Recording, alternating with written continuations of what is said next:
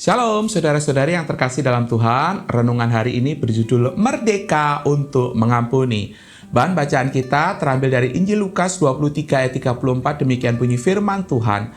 Yesus berkata, "Ya Bapa, ampunilah mereka, sebab mereka tidak tahu apa yang mereka perbuat."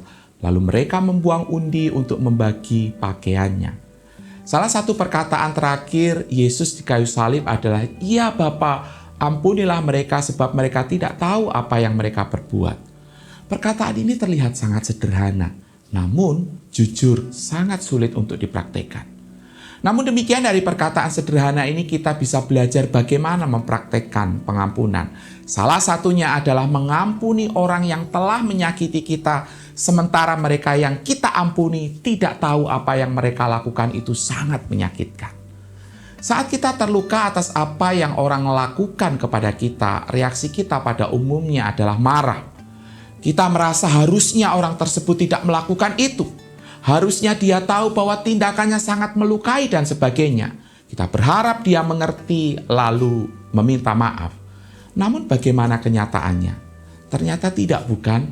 Disinilah kita perlu belajar dari apa yang Tuhan Yesus sudah tunjukkan. Saat Tuhan Yesus di kayu salib, dia bukannya turun, Yesus bukannya menyuruh sepasukan malaikat datang lalu membuat orang yang ada di situ semuanya tercengang-cengang, menjadi takut dan akhirnya meminta ampun karena mereka menyalibkan akan anak Allah. Yang Yesus lakukan adalah Yesus justru berdoa, meminta Bapa mengampuni mereka karena mereka tidak tahu apa yang mereka perbuat. Lalu apa relevansinya kebenaran ini bagi hidup kita?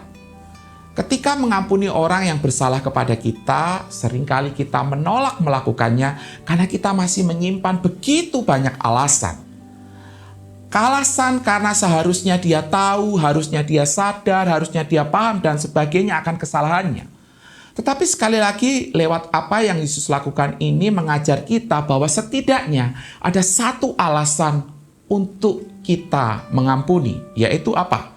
Karena orang tersebut mungkin tidak sadar bahwa tindakannya telah menyakiti kita.